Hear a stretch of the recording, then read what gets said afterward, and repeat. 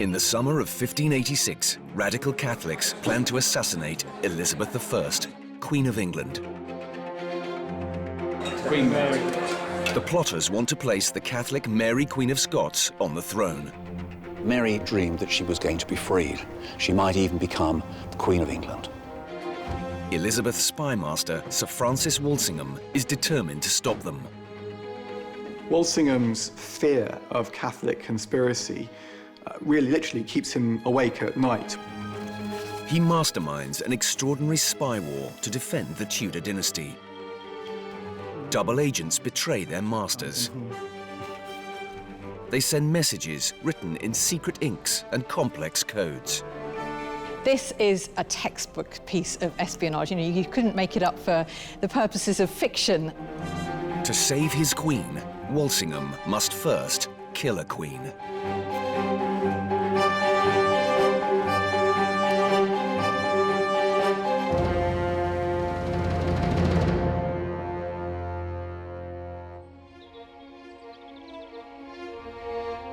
In July 1586, in a moated house in Staffordshire, the most dangerous woman in England is practicing her Catholic faith.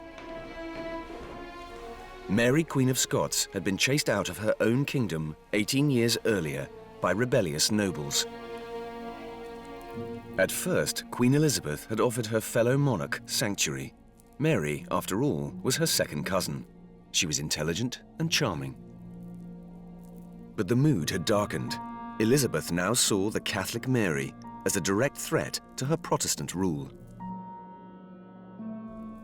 Elizabeth had reigned successfully for 25 years, but she had never married, and she had no heir. This really was Tudor England looking down the barrel of a gun. I mean, this was a period where there was no successor. Elizabeth had refused pressure to marry. If Elizabeth died, it would be the end of the Tudor dynasty, a dynasty that had reigned for more than 100 years. People had grown up knowing nothing else than the Tudors. Her father, Henry VIII, had broken with Rome, setting Protestants against Catholics. England was surrounded by powerful Catholic enemies in France and Spain. They saw their fellow Catholic, Mary, Queen of Scots, as the legitimate heir to the English throne. Mary, Queen of Scots, represented so many dangers. She was preeminently a dynastic threat to the Queen. Elizabeth's government believed that Catholics, all Catholics, believed that Mary was England's true Queen and not Elizabeth. Catholicism had been banned in England, and the faith had been driven underground. The priests who practiced it risked their lives. Just by being a Catholic, you were equated with being a traitor. So religious belief, Catholic belief, became treason. This was the man charged with preventing Catholic resentment turning into rebellion. Sir Francis Walsingham was an ardent Protestant. He was the Queen's principal secretary and a leading member of her Privy Council.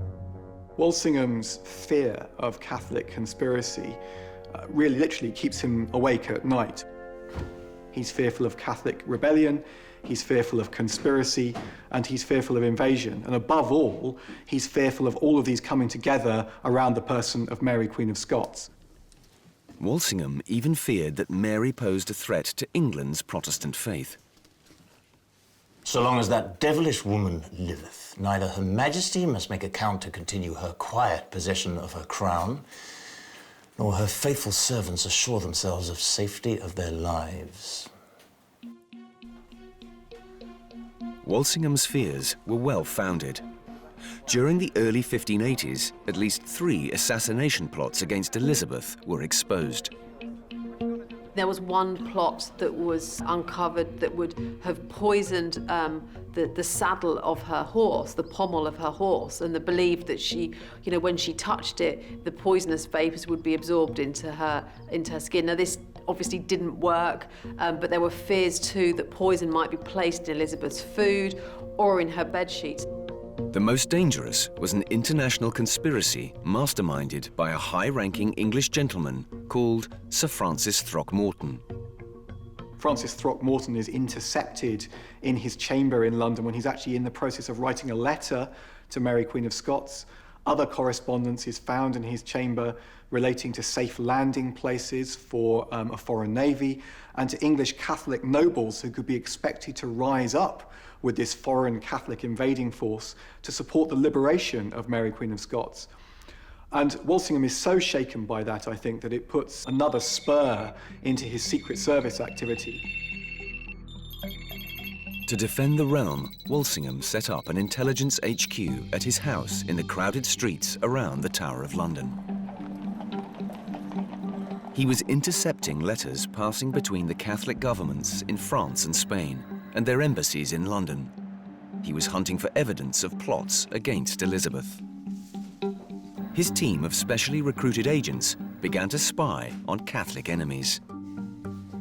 We have a picture of Walsingham's study in his home in the City of London, and it's an absolute mass of paper. There are bundles of interrogations, correspondence, maps, books. There's information constantly flowing in. There are letters constantly flowing out. Walsingham's operation was MI5 and MI6 rolled into one. Walsingham had a very effective system of intercepting correspondence, even abroad, on the post roads of Europe. He had an expert forger on the payroll, someone who was expert at opening packets and resealing packets. So it was, by Elizabethan standards, a rather extensive intelligence operation. He's also got agents operating out in the field, keeping watch on Catholic houses, keeping watch on the ports. Agents who are sufficiently plausible within the Catholic community that they can be dropped into prisons to listen to the kind of correspondence, listen to the conversations that are going on in prisons amongst Catholic prisoners.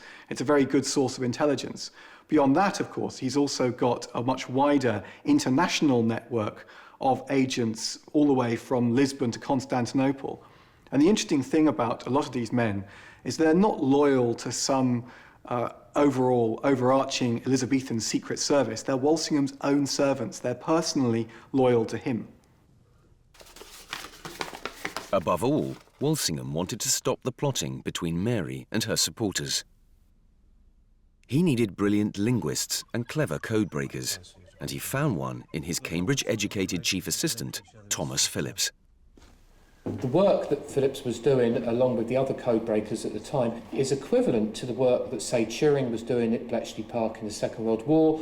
It's essentially the kind of cutting-edge research and level of expertise in cryptanalysis that is currently being done by GCHQ in the United Kingdom or NSA in America.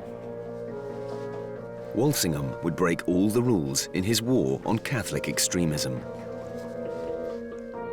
Phillips and his team of agents would forge documents, torture priests, and entrap suspects. Nothing was off limits. Walsingham's fear of a Catholic rising in England was rooted deeply in his own traumatic experience. In August 1572, he was the English ambassador in Paris. Here, he witnessed one of the bloodiest massacres in 16th century history. It began early on August the 23rd, St. Bartholomew's Day.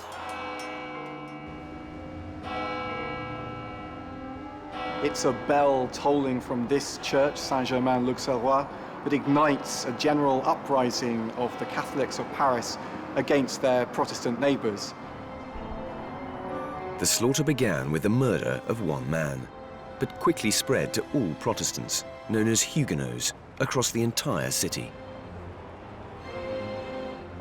Tucked away off this busy Paris street is this statue to Gaspard de Coligny, who was the first and one of the greatest victims of the St. Bartholomew's Day massacre. Coligny was Admiral of France, and he was the leader of the Protestant Huguenot faction at court. He was a man that Walsingham knew well.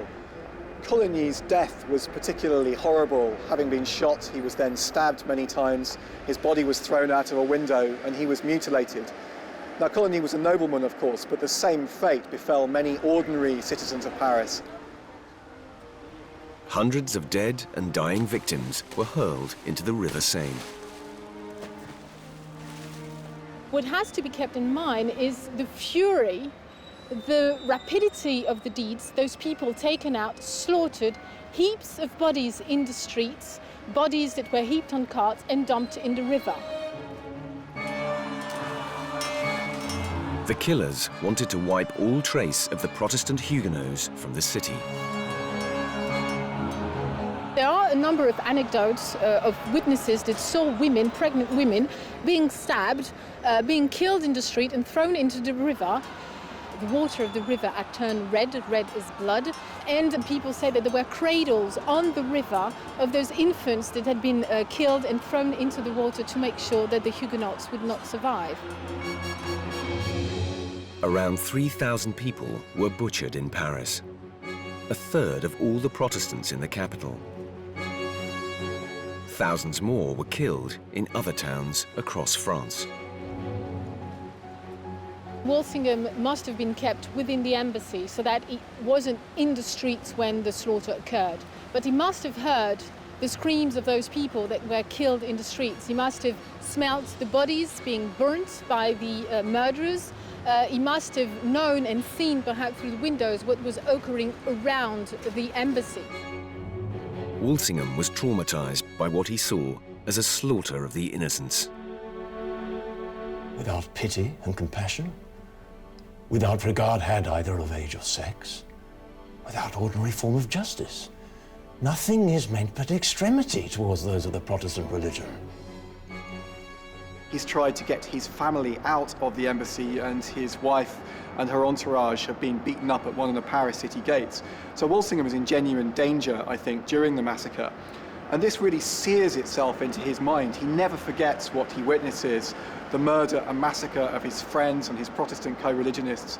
And from that moment on, he is absolutely determined to prevent scenes of sectarian violence like this leaching into England. In the 1580s, Paris remained a hotbed for radical Catholics, including influential English exiles fleeing from Elizabeth's Protestant regime. We have perhaps 300-400 young men, women, families who've gone over to Paris. And a number of them are just escaping persecution. But there's also something else going on there, I think. These are people who back home in England would have been power holders, power brokers. They're accustomed to being involved in politics, accustomed to being involved in government. And in Paris, they have the space to start to organize. And what they want to organize is the re-Catholicization of England from a position of safety. Among these exiles were a handful who preached the violent overthrow of Elizabeth as a heretic queen. Mary, Queen of Scots, stayed in touch with them through Thomas Morgan, her chief of intelligence. Thomas Morgan is an absolutely key player in Mary, Queen of Scots' intelligence operation in Paris. He's a specialist in ciphers. He's a cryptographer. He devises perhaps 40 separate cipher alphabets for Queen Mary. But he's also important because of the people he recruits. In the winter of 1585, Morgan was trying to send secret letters to Mary. He needed a trusted courier, and that December he found one. He was an English Catholic gentleman who had once trained as a priest. Gilbert Gifford, a young Catholic radical, meets Morgan, and he evidently makes a very instantly favourable impression on Morgan, because Morgan immediately trusts him to convey letters back to Mary, Queen of Scots. We need to make sure our letters get back to our Queen Mary. Gilbert Gifford was perfect for Morgan. He was a young man, used to travelling. He had impeccable Catholic credentials in England. His family came from Staffordshire, and Staffordshire was a county where Mary was held prisoner. And make sure you guide them home. Gifford's mission was immensely dangerous. Many Catholic exiles returning to England risked severe punishment if they were picked up by the security services. Walsingham was even prepared to use torture to extract information from suspects. He should be forced by torture to deliver what he knoweth. Without torture, I know we shall not prevail. But torture was illegal in England, so Walsingham had to seek a special royal warrant to use it. He argued that Catholic priests brought to the Tower of London for questioning posed a direct threat to England's security. His prisoners were kept in the Beauchamp Tower. It was reserved for the most important and dangerous prisoners of the Elizabethan era, and at that time those prisoners were the Jesuits or fanatical Catholics whose mission was to come over to England and bring the country back to the Catholic fold. Most of the men who were brought here suffered horrific torture at the hands of Elizabeth's interrogators. That included the rack, where they'd literally be pulled apart, and then the reverse of that was called the scavenger's daughter, which was a horrible contraption which would literally compress the air and even the blood from their bodies. It was horrific torture, and it was employed justifiably because these men were accused of treachery, of being a traitor to the state. The fear of arrest and torture forced many radical Catholics, like Gilbert Gifford, underground. But during the 1580s, support networks grew up across England. Rich Catholic families built secret chambers in their country houses to conceal priests. John Cooper is visiting Harvington Hall, built by the Packington family, to discover some of the most remarkable hiding places in Britain. The house has 7 secret chambers, or priest holes. John has not visited Harvington before, and his challenge now is to find them. It's actually very difficult to find priest holes in a house of this period. The first priest holes that were constructed were pretty rudimentary, I think, but by the time that this house was built, the 1580s, or this part of the house, they're really becoming very sophisticated and very complicated. They needed to be, because by the 1580s, to be a Catholic priest is to lead a hunted existence.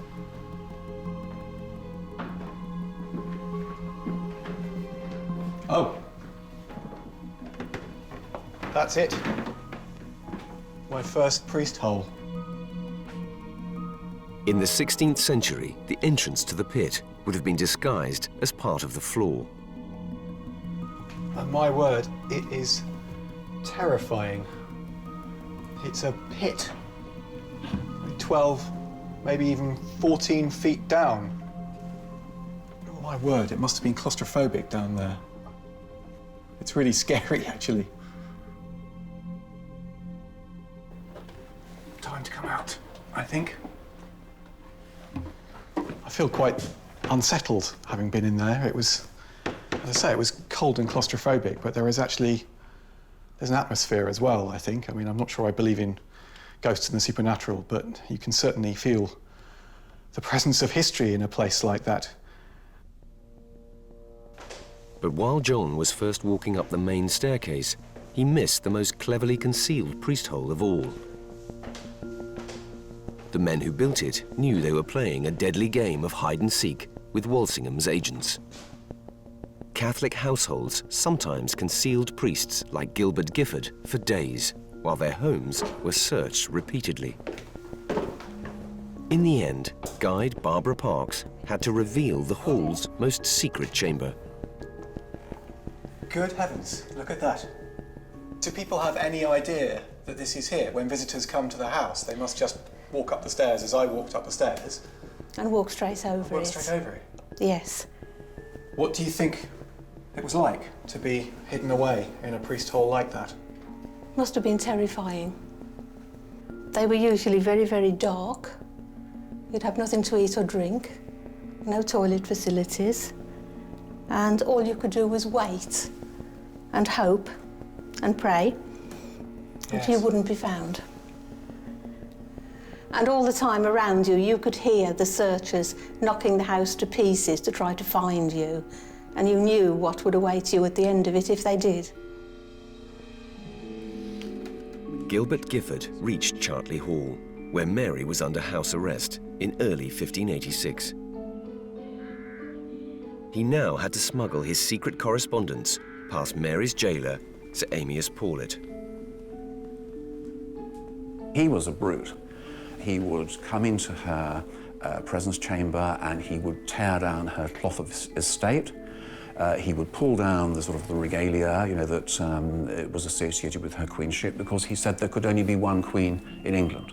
And Mary would protest, and sometimes she would burst into tears, and then he would sort of storm off. Paulet ordered regular unannounced searches, but he insulted Mary's royal status even further. He would strip search some of Mary's servants, including women servants, because some of them clearly did have to have access to the outside world. I mean, if only for sort of domestic things like laundry. Of course, that was all hugely offensive. I mean, it breached all sort of diplomatic protocol. I mean, Mary was actually rather experienced and rather clever at getting correspondence in and out, after she'd had quite a lot of practice, you know, since she'd been under house arrest. And so, as well as letters just sort of essentially being slipped in, either through the pages of books that were coming in, or possibly through, you know, through small packets, letters were put inside the heels of her shoes. I mean, remember, she was still a queen, and so she was getting, you know, the sort of top shoe makers of Paris to send her smart shoes. Mary dealt with the security clampdown by turning to spycraft herself. She even sent messages in invisible ink. Professor James Daybell is an expert in the history of secret writing.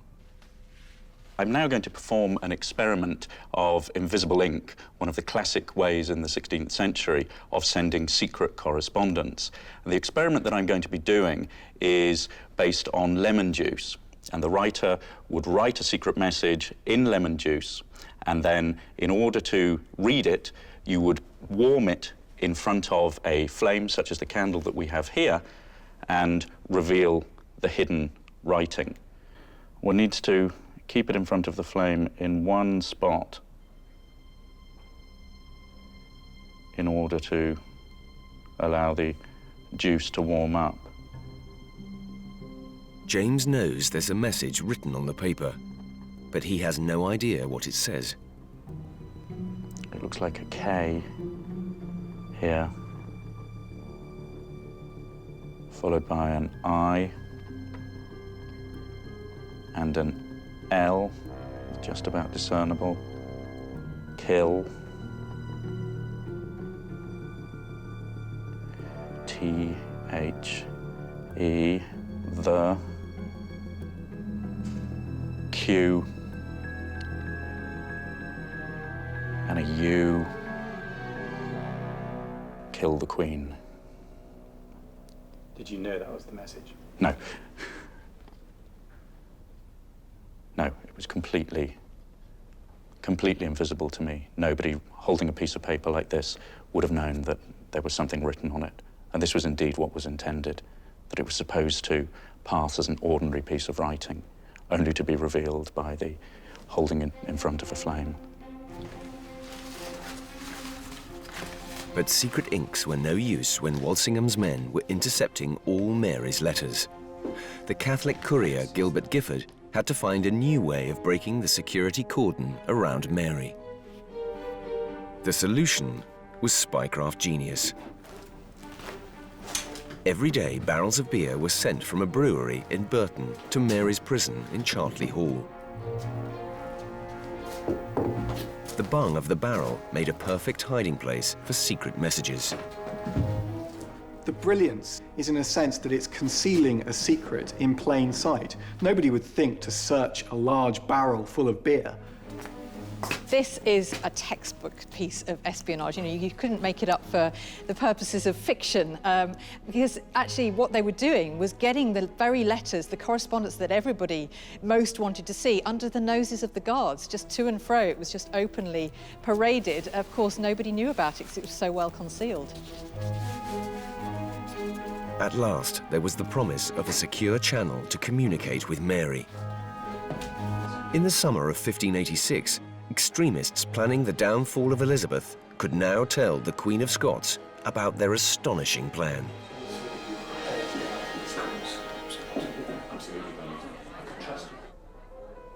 Walsingham's agents gathered intelligence about these plots against Queen Elizabeth.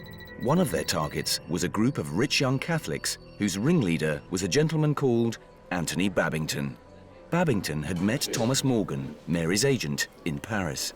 What runs in parallel with Gilbert Gifford's efforts to get letters to and from Mary at Chartley was a group of young Catholic men began to talk about how difficult it was to be Catholic in Elizabethan England. Their worries are about persecution, their worries are about their families and their livelihood. And it would seem that over time and conversation, disgruntlement turns and shapes into a plan. 2 weeks from today, October 6th. Walsingham already has Anthony Babington in his sights, and he knows about some of the other conspirators as well. And the really frightening thing about a number of the Babington plotters and conspirators is how close they are to the royal court. Some of them have positions, minor positions at court, or they have access to the court, and that means that they are a genuinely credible threat to the person of the Queen. To do the same. At first, Babington's group talked only of freeing Mary, Queen of Scots. But that summer, their plan became even more ambitious. The big twist and the big development over the June and July of 1586 was that plan became an effort to get rid of Elizabeth once and for all, and it became a plan for assassination. The plan grew into an international conspiracy when a Catholic priest called John Ballard arrived in London from Paris. This meeting between Babington and Ballard is absolutely crucial. What happens apparently is that Babington tells Ballard there are 4 gentlemen who are willing to assassinate Elizabeth. Ballard then goes over to France, reports this to Mendoza, the Spanish ambassador, who then reports it to his master, Philip II. So it seems to Philip and the other Catholic powers of Europe that there are men willing and able and ready to kill their queen. On the 15th of July, Anthony Babington wrote an infamous letter to Mary, Queen of Scots.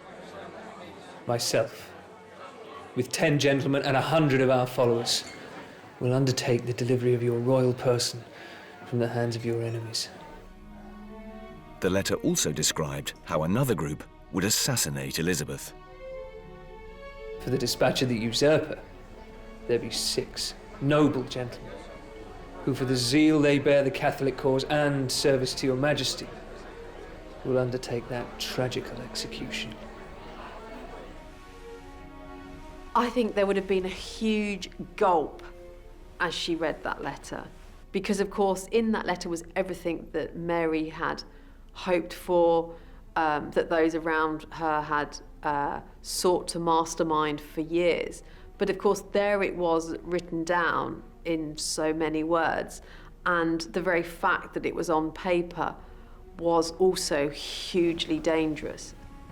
The thing about Mary is that she's actually very clever. She's not at all stupid about this, and of course she's quite experienced in she's very experienced in diplomacy. She's also by this time quite experienced in intrigue, and she is suspicious naturally of what should happen, and she also knows that she has to be very circumspect in the way that she replies to Babington. Mary's reaction when she received the letter was to proceed very, very cautiously. This was a point of contention. What did she do? What did she write? Probably very little. If Mary responded, it was by dictation. Notes were taken by her secretaries, and it took them a long time to compose the letter. It was composed over just over a week. But on July the 21st, disaster struck. Mary's letter was intercepted by her enemies. It was meant for Babington and the plotters who wanted to free her, but it went straight to Thomas Phillips, Walsingham's right-hand man and chief codebreaker. The spymaster had outwitted the Queen of Scots. He'd been intercepting every single letter sent by the barrel method.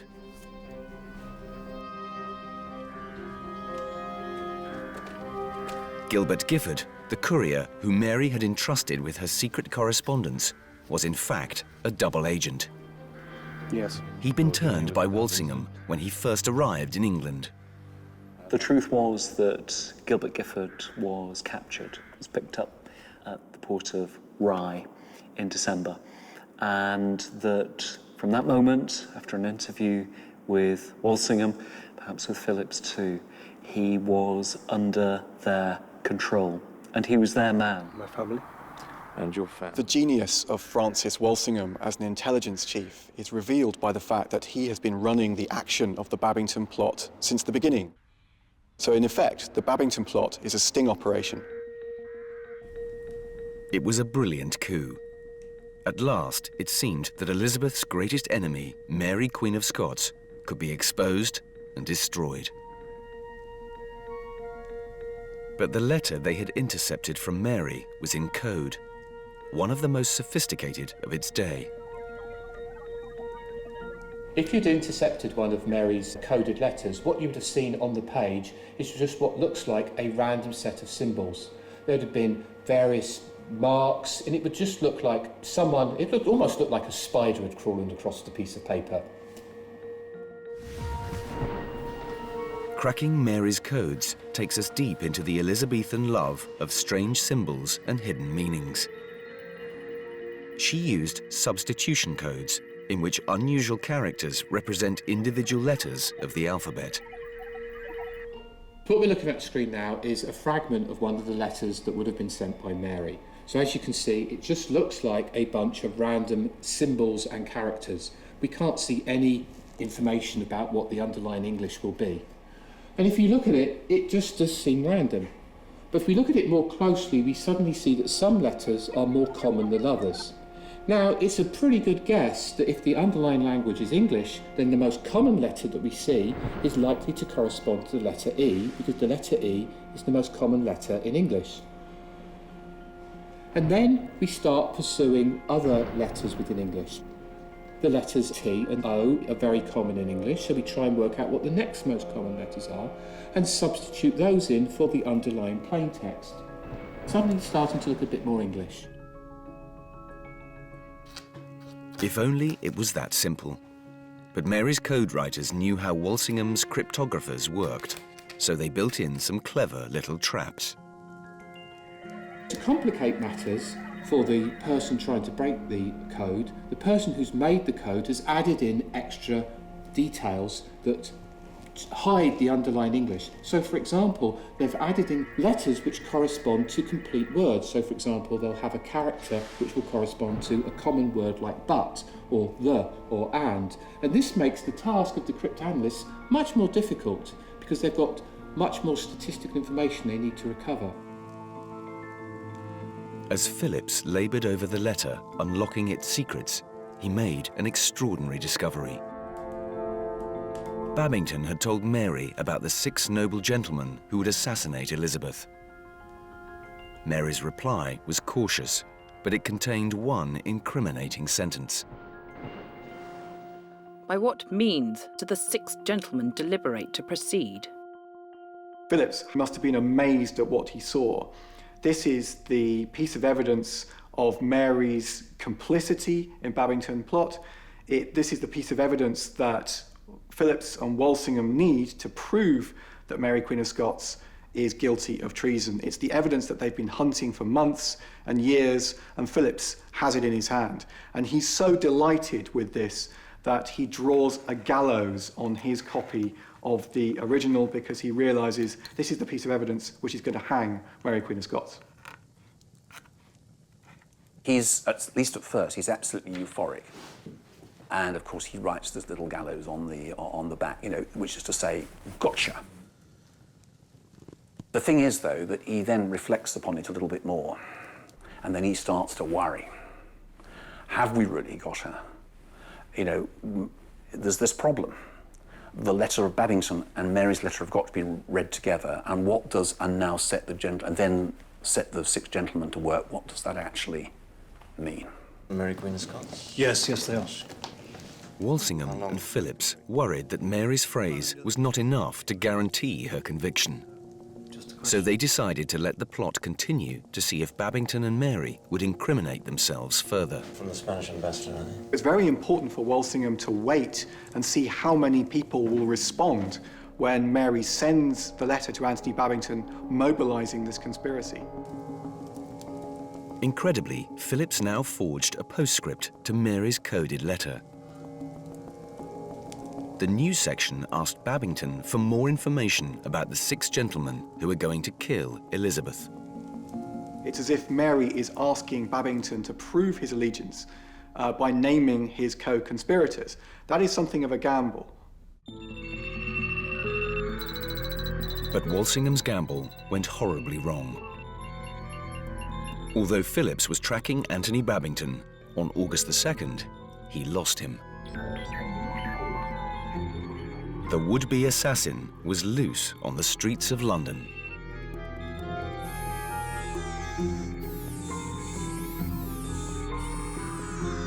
Then Walsingham got lucky. By pure chance, another of his agents spotted Babington the next day. The spymaster now had to decide whether to pull him in or to leave him free to reply to Mary's letter. It is a hard matter to resolve. Only this I conclude. It were better to lack the answer than to lack the man. Come on. But Walsingham acted too late. Richmond. I don't know. The conspirators were already fearful of discovery. Then, by chance, one of them was arrested for an unrelated offence. Babington panicked on the 4th of August when John Ballard was picked up not as a conspirator but as a Catholic priest. Babington was profoundly worried. He panicked, he ran. The conspirators, the group of conspirators, dispersed.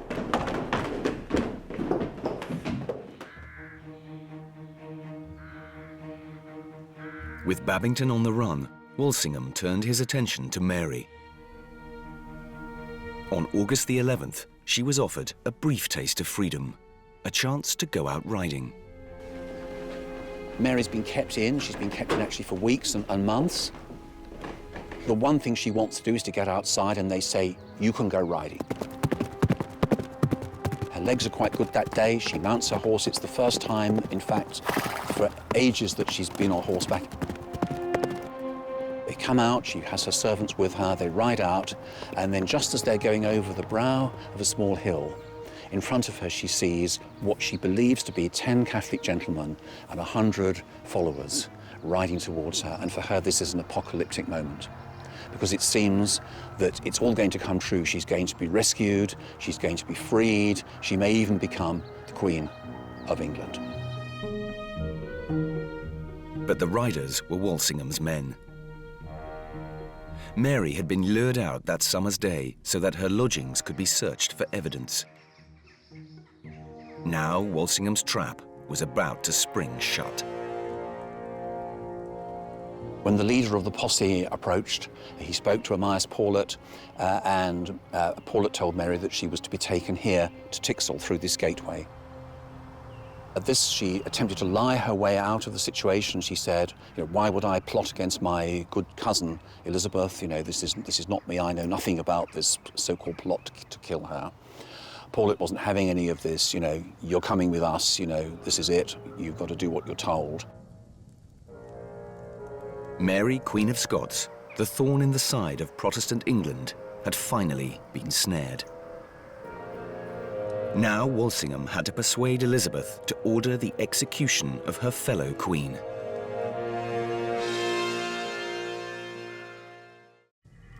To Walsingham, Mary was public enemy number 1.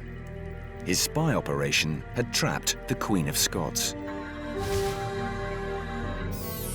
A few days later, England's most wanted man, Anthony Babington, was finally tracked down, hiding in a barn near Harrow. Babington and the other conspirators were taken to the Tower.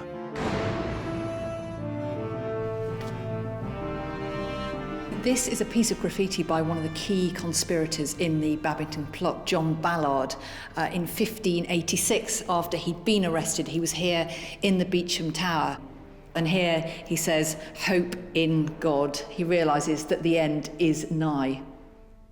These were men who devoutly believed in their cause. They were not just going to crumble at the first sign of torture or threat. And so they really withheld as much as possible the interrogations of Elizabeth's ministers. But eventually they had to give way, and they suffered terribly for that.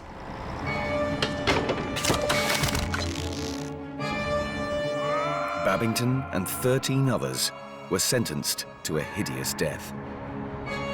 Elizabeth had intervened and wanted their deaths to be especially horrible as a warning to all conspirators. They were hanged until they were nearly dead. They were taken down from the scaffold. Their bodies were ripped open and they were disemboweled. Their bowels were burnt in front of them, and then their limbs were removed and put on poles at prominent public sites all around London. This was an appalling and visceral warning against treason. 3 weeks after the execution of the Babington plotters, Mary herself was brought to trial. She denied the charges and turned on Walsingham, accusing him of entrapment. Mary put her finger on this because at the trial, she actually calls Walsingham briefly to account. You know, she says, you know, basically, you've used immoral methods. You've trapped me. She knew that she'd been got by some form of entrapment, but didn't know quite exactly what it was. Mary even dared to ask Walsingham whether he was an honest man. I assure you that I bear no ill will to no one. I have attempted no one's death. I protest that I am a man of conscience and a faithful servant to my mistress. Walsingham would not admit that he had actively controlled the entire plot. No mention of recruiting Gilbert Gifford. No acknowledgement that Mary's letters had been sent via the beer barrel system set up by Walsingham's men.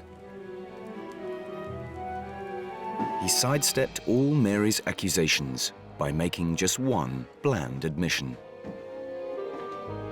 I confess that I am ever vigilant regarding all concerning the safety of my queen and country. I have closely watched all conspiracies against either. These are weasel words, really. I mean, the fact is, she'd been framed. Yes, there was a plot, but you know, if this was a case that was going to be reheard in the US Supreme Court, she'd get off because it was entrapment. He does engage in acts of entrapment, but at the core of it, some of these conspiracies, some of this Catholic threat is real, I think, and there is this shadow of a chance that without Francis Walsingham, one of those assassins would have got through. Elizabeth might have been poisoned, she might have been shot, she might have been run through with a rapier, and then the course of English history would have been very different. There could only be one verdict in Mary's trial. On October the 25th, she was sentenced to death for conspiring to murder Elizabeth. But Elizabeth delayed signing Mary's execution warrant. She was a fellow monarch, blessed by God, however many crimes she had committed. And Elizabeth, I think, really felt that to execute Mary was, in a sense, to set a pretty awful precedent. Elizabeth finally signed the warrant in February 1587, but even then she wouldn't release it. Elizabeth signed Mary's death warrant pretty reluctantly, and she appears, or at least she said, that she countermanded her action fairly quickly. But the warrant was whisked away on the orders of the Privy Council. It was carried to Fotheringay, it was taken to Sir Amias Paulet, Mary's keeper, and Mary was executed within practically hours. Elizabeth was furious. She says that she hadn't sanctioned this. She threatens to throw all of her councillors in the tower. In the days after the execution, Elizabeth, neither eats nor sleeps. I mean, she's completely tormented by what's happened. She actually feels like it's undermined her position, by virtue of the fact that she says that she was, that the councillors had acted without her direct say-so. Walsingham escaped the Queen's rage. He'd been absent from court, suffering from a serious illness. The terrible pressure, the stress of dealing with all of these Catholic conspiracies increasingly begins to break him. His eyesight starts to fail. This is the point at which his handwriting becomes very, very difficult to read. He starts suffering from mysterious pains that leave him bedridden, sometimes for weeks, sometimes even for months at a time. And yet he's forced to carry on working. The Queen won't let him go. Over the next few months, Elizabeth would rely even more heavily on Walsingham's spy operation. The consequences of executing the Queen of Scots were serious. From Elizabeth's point of view, in executing Mary, what had happened was that she had been a party to the killing of a divine right queen. These were rulers who they believed had been put there by God, and they were accountable only to God. If you become a party to killing a fellow ruler, you have in effect devalued monarchy. And indeed in England, it did largely make it accountable to Parliament after that time. And you couldn't have cut off Charles I's head in 1649 with quite such ease if you hadn't first of all cut off Mary Stuart's head. Walsingham had hoped that Mary's death would remove the Catholic threat.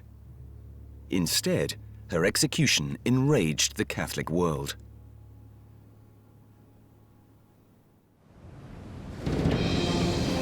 A year later, King Philip of Spain launched an armada against England. Once again, Walsingham's intelligence operation turned to the defense of the realm. He'd saved his queen, now he had to save his country.